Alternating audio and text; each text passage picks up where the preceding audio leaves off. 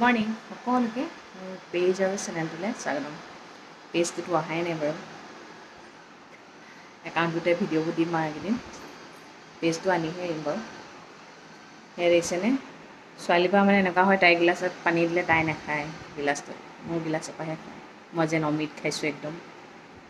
আজিকালি আকৌ ৰাতিপুৱা শুই উঠাৰ লগে লগে উঠিয়ে আহে, লগতে গা ধুৱে, মোৰ লগত নামঘৰলৈ যায়, প্ৰাৰ্থনা গায়।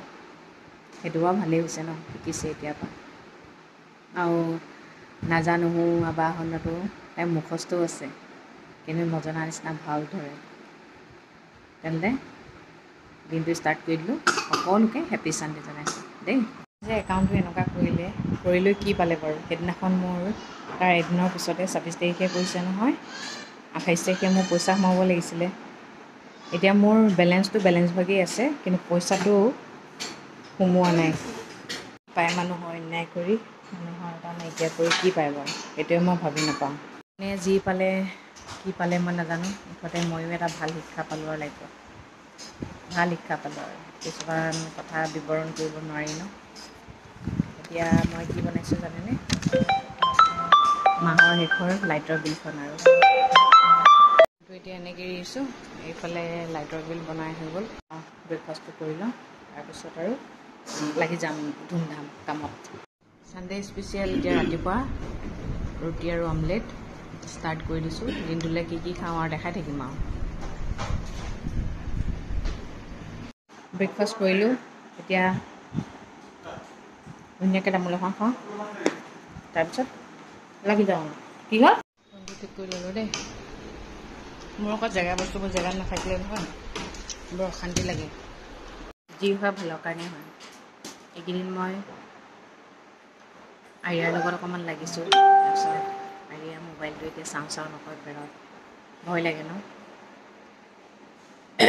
তাৰপিছত মই এইখিনি ইউটিউবত অকণমান নিজৰ ভিডিঅ'বোৰ চালোঁ, তাতো মেছেজবোৰ ৰিপ্লাই কৰিলোঁ, আৰু অসমীয়া শ্বৰ্ট ফিল্মবোৰ চালোঁ, যিবোৰ ধৰক আমি আগতে VCD চাইছিলোঁ। VCDবোৰ কিনি চাব লাগে, এতিয়া ইউটিউবত চাৰ্চ কৰিলেই চাব পাৰি ন। ইমান ধুনীয়া ধুনীয়া কিছুমান আছে। আমি অসমীয়া হৈ যদি অসমীয়া এইবোৰ নাচাওঁ, অসমীয়া মানুহৰ উন্নতি কেনেকৈ হ'ব? সেইটো কাৰণে দিনটো তেনেকেই মাজে মাজে পাৰ কৰিলোঁ, ভাল লাগিলে বাৰু। তথাপিও ফেচবুকটো বহুত মিছ কৰি থাকোঁ আৰু 48 আৱাৰ্ছৰ পিছত খুলিব বুলি কৈছে যে পটককৈ ফেচবুকটো চুই পেলাই আকৌ কাটি দিওঁ, তেনেকুৱা কৰি থাকোঁ আৰু। মানে বিশেষকৈ কি, আপোনালোকৰ লগত মই কথা বতৰা নাই হোৱা যে, সেইটো কাৰণে বেছি বেয়া লাগিছিলে মানে। তাৰপিছত অৱয়েকত কালি খুলি খালে, আৰু পেজটো আহিলেহে মনটো মানে বেছি ভাল লাগিব। সেইদিনাখন মানে মই আৰু নথৈ আনন্দিত হ'ম আৰু নথৈ আনন্দিত। কিমান কেজি এইটো? ৱেইট কিমান? 1 কেজি 200। আৰু কেনেকৈ হয় নি? এতিয়া দাদাৰ লগত কথা পাতিলা নাই তুমি? পাতিলা? ৰ'বা। আৰিয়া শুই আছে। এতিয়া আৰিয়া বাৰ্থডেৰ প্ৰিপেৰেশ্যন কৰিবলৈ হ'লেই নহয়। আজি 1 তাৰিখ, মাজত 12 দিনহে আছে। তাকে এতিয়া লিষ্টবোৰ লিখোঁগৈ। এফালে পেজটো বোলো উলিয়াব লাগে, তাই ভিডিঅ'বোৰ চাই আছোঁ। মানুহজনে কৈছে নহয় আহা যাম আৰু লিখি আহোঁগৈ, পিছত কৰিম আৰু পেজটো। ৰিংকুৱে বনাই আছে ইলিচ মাছ সৰিয়হ দি। এইফালে আৰিয়াই ৰূপচন্দা মাছ বনাইছে দেই। আজি ফাৰ্ষ্ট টাইম আৰিয়াই ৰূপচন্দা মাছ খাব। যে মুহাটো নাই, এতিয়া তাই আনিবলৈ গৈছে দেই।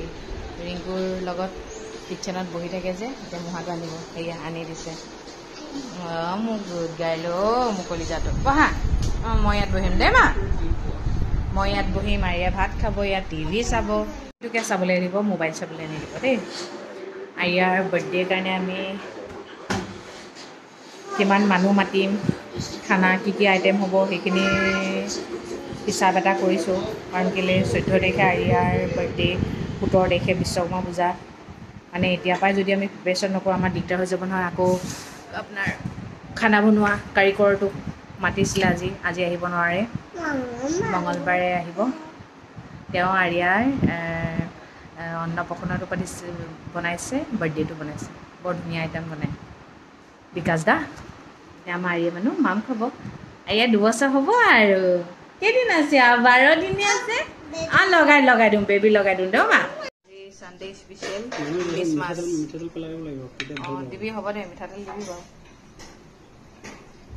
আমাৰ তেজপুৰত এখন ৰাজ হোটেল বুলি আছে তাত বোলে ইলিশ মাছ এপিছৰ দাম কিমান জানে 400 টকা আমাৰ আজি কিমান ল'লা 1 কেজি 200 গ্ৰাম কিমান ল'লে 1650 আমি গোটেই এতিয়া ঘৰৰ মানুহখিনি খাব পাৰিম ন কি টকা পইচা হোটেলত 400 টকা এপিচ দি খাবলৈ হয়নে আমাৰ 11 পিচ ওলাইছে হোটেলত 4400 হ'ব আইয়াক খুৱাব নোৱাৰো যে সেইকাৰণে আইয়াক নাই খুৱাও ভয় লাগে ন বাচ্চাত লাগি যায় বুলি খাই আছে এয়া কাইটগাল সদায় প্লেট এখন বেলেগকৈ লয় কাইটবোৰ পেলাবলৈ বাচ্চাৰ নিচিনা নহ'লে ভাতৰ লগত যায়গৈ বোলে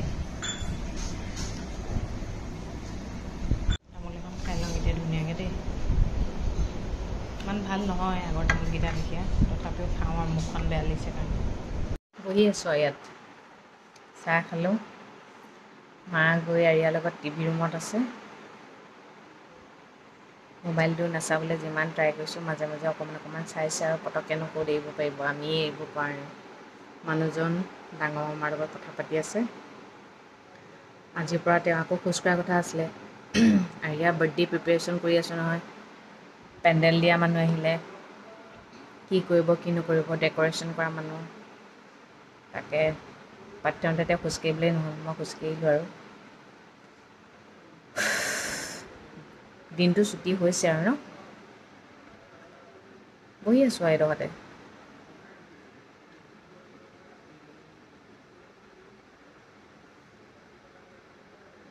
চাবই নোৱাৰি ইফালে পকা চুলি ওলাব সিফালে পকা চুলি ওলাব বুঢ়ী নাই হোৱা আকৌ দেই সেইবুলি চুলি বেমাৰহে এইবোৰ কিনো বেমাৰ জানো পায় এইবোৰ আচৰিত বেমাৰ দেই আমাৰ মানে আৰিয়া ইমানেই উৎপাত মই আৰিয়াৰ লগত লাগি আছোঁ যে দেউতাকে কৈছে তাৰে জমিন পৰ পাৰ্ট 2 উলিয়াব লাগিব তোমাক আৰু আৰিয়াক লৈ মই বোলো তুমি কি কৰিবা ডাইৰেক্ট পেটটো উলিয়াই বোলো জ্বলা কলা তিতা টেঙা খুৱাই দিছে আৰু কৈছোঁ আজি ছেপ্টেম্বৰ মাহ সোমালেই কৈছোঁ আমি আৰিয়াৰ বাৰ্থডে প্ৰিপেৰেশ্যন কৰি আছোঁ আৰু এটা কথা কি জানেনে আজিৰ পৰা মদৰ দাম কমিছে গাখীৰৰ দাম বাঢ়িছে সৰু ল'ৰা ছোৱালীয়ে কি গাখীৰ এৰি মদ খাব নি বাৰু চৰকাৰে এইবোৰ কি উল্টা পুল্টা কৰি আছে এতিয়া মানে এনেকুৱা হৈছে মদ চাগে বিক্ৰী কম হৈছে মদৰ দাম বঢ়াই দিয়াৰ লগে লগে এইটো কাৰণে এতিয়া মদৰ দাম কমাই দিছে এইটো মানে চৰকাৰক ভাল কাম কৰা নাই চৰকাৰে আৰু খোৱা বস্তুৰ দাম কমিব লাগে ন তেতিয়াহে মানুহে চলিবলৈ সুবিধা পাব চবৰে ঠিকে চলি আছে ধনীবোৰ ধনী ভাগে দুখীয়াবোৰকো চৰকাৰে এতিয়া ধৰক চাউল তাউল পইচা মিডল ক্লাছবোৰ মৰিব লগা হৈছে